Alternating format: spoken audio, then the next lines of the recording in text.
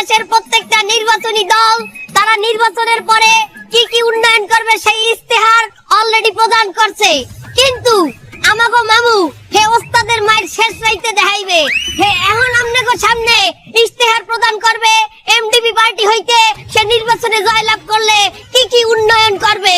এই নেতা কি আছে? আছে।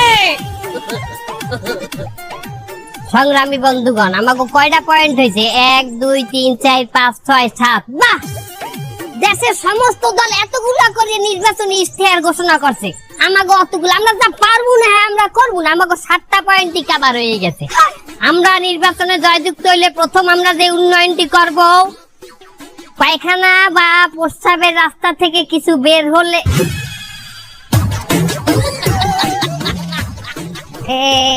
এটা কি ইশতেহার দেখ দেই বাবু, এটা দেই উজুবঙ্গের 7টা কারণ।